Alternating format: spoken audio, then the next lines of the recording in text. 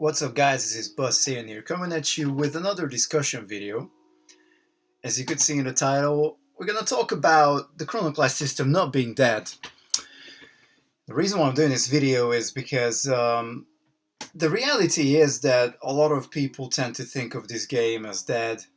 There's a lot of negative media going around the Chrono Clash system.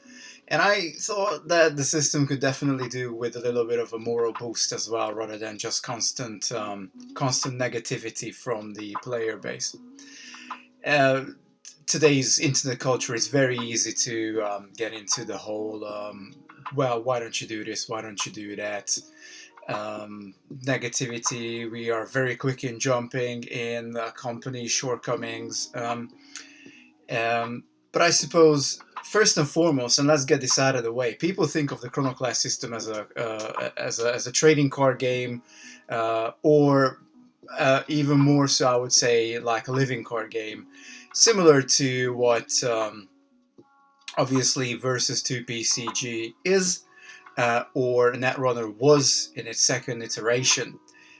Neither of that is true, and obviously the TCG part is very true. I just thrown that in to make the basket a little bit bigger. But the Chrono Clash system is not a living card game. The Chrono Clash system is a deck building board game, and many people tend to think of it that because it is such, they think that it is a living card game, that it should be constant expansions, constant new sets coming out.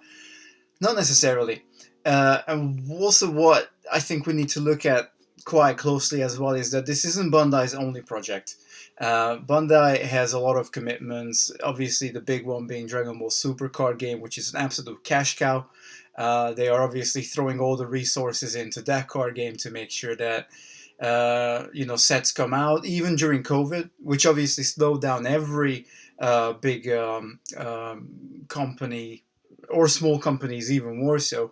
But if you guys look at Jumpstart, for example, from Wizards of the Coast, ultimately Hasbro, even they have struggled with getting the print runs done properly, and you can see the price hike on Jumpstarts on the internet as we speak. But I'm digressing here. What I'm trying to say is, trying to think of the Chrono Clash game as more of a board game. You get the sets for the specific theme, like obviously you guys know I'm a massive Evangelion fan. You get them, you can mix the cards together, and that's about it. That's pretty much where you can go with it. Now, if you look at Naruto, we obviously got the expansions, but Naruto was super underpowered, really. So you really needed those expansions to sort of alleviate the card stock for the Naruto IP. And then they completely flipped to the other side with Godzilla, particularly Sneak Attack. I think Sneak Attack is definitely something that shouldn't come back in future Chrono Clash sets, because there's no interaction in this game in terms of, you can't do anything during your opponent's turn. You kind of set your board up so you have the highest level of defense to protect your stack when it comes to your opponent's turn, and that's about it. So you're obviously going to use, if you can and if you want, you will use Sentinel, Taunt, Protector effects, which are all good, but that's about it. You can try and mount the best defense, but if your opponent can't get around it, then that's it. And I'm breaking also that agreement that, once I go over 0, it's your turn, is just game breaking. It's mechanics breaking, and I'm sure that people who play with Sneak Attack will go like, oh no, that's not true, that's bullshit. I've played against Sneak Attack, and I didn't have Sneak Attack, and I can tell you I did not enjoy the gameplay whatsoever, and I think a lot of other people are on the same opinion as I am, that Sneak Attack is a broken mechanic.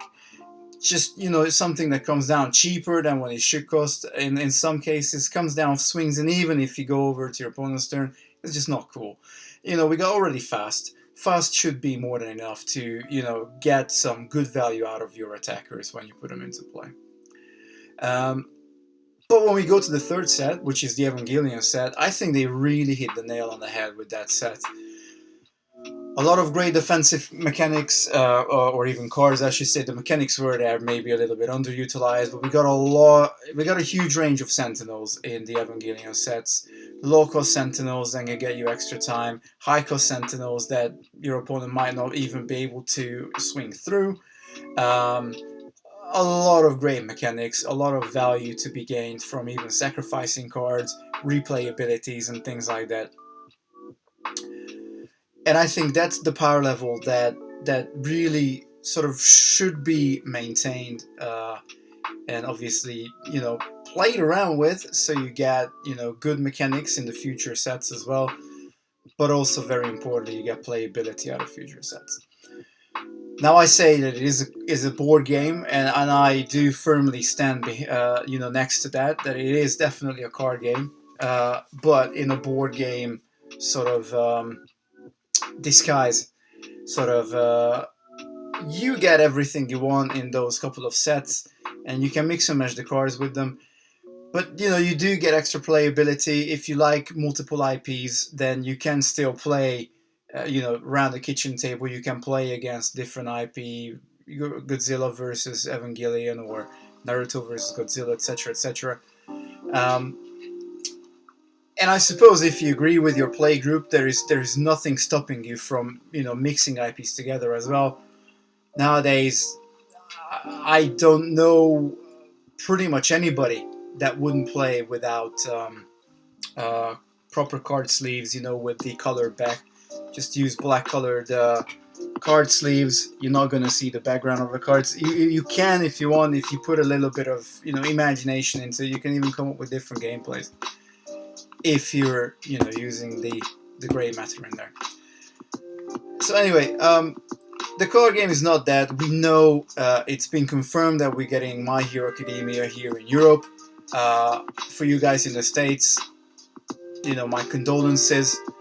Ultimately, the fact that you can order sets off eBay or from abroad, obviously, yes, you don't need. There isn't a language barrier in this game. Worst case, you can't read the title of the card, but you're still going to be able to recognize what card's what does what. So the players in the States will get My Hero Academia if they really want to. I just feel sorry for the local game stores who won't be able to sell them, and somebody else is going to obviously profit from this. But all in all, realistically, I'm pretty sure that My Hero Academia would still have stalled because of the whole Bandai Jasco who owns the rights in the States type of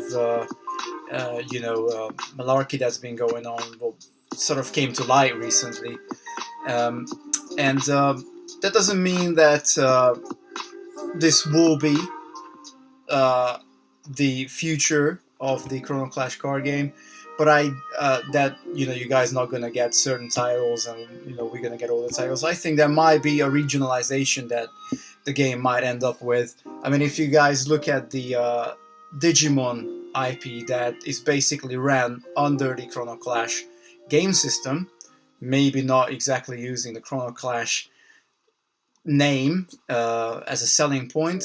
I think the Chrono Clash sort of brand is more for the English speaking and the Spanish speaking and the Italian speaking sort of regions of the world. But it could be that we end up with a regionalization where Japan gets, pretty much everything, or they end up with like having Digimon as a completely different thing. Europe might end up getting My Hero Academia. It could be that the States might end up getting a completely different IP that nobody else gets. We don't know. We really don't know this. But what we do know is that with the IPs that they have currently for worldwide distribution, they still have 3 IPs, and I think all 3 IPs are strong IPs. I can certainly see expansions coming out for Naruto, and obviously the guys who know me, you guys know that I'm a massive instigator of an Evangelion sort of expansion coming out with the 4th movie that has seen a lot of delays. The recent one is due to COVID. It should have come out in like early June, I think, or something somewhere around that time. But obviously that's been postponed now again. But there's a massive opportunity with just getting an expansion out for that set, and I hope you guys are paying attention at Bandai to make this a thing. Um, so it could be that we end up with regionalization. Why I think I'm kind of quite a 50-50 on that is if you look at the responses the from the sort of the community service that we get from Chrono Clash on Facebook. They refer to us as Cardass players, Cardass, Kardasu. Sorry, I really don't know how to say it properly. Obviously, it's a Japanese word that's been Englishified, and now we're using it in English. It's a whole mess. But because they refer to us in that sort of name, I think that it's highly likely that we are going to see Digimon as well in the States and here in Europe as well, because why not? But again, I must stress the importance of this game being more of a board game than a living card game. Let alone it's as far as being as TCG as possible, except the Digimon, because the Digimon that they're releasing in Japan, by the sounds of it, is going to be a trading card game. So who knows? Who knows where we end up with this? But there's nothing stopping a company of using one particular, system. I mean, ultimately, it's Chrono Clash System, and have completely different card games with the same mechanics. Maybe Digimon can, become a lot more power creep sort of game design, whereas with the board game design, the IPs we've seen so far, it might be more of a, well, we're just gonna be printing similar cards to each other.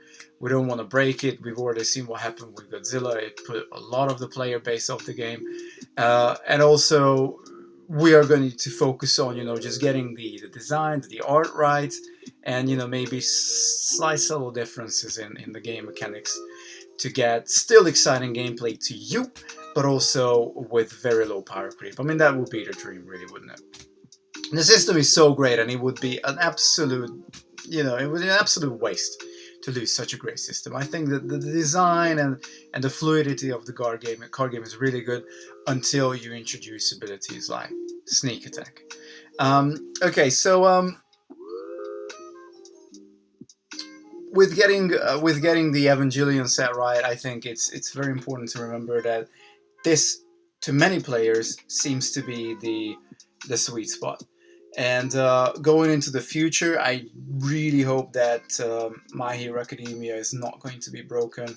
If they do sneak attack, I do hope that it will be on more lackluster cards. And I would much rather just, push the questing mechanic.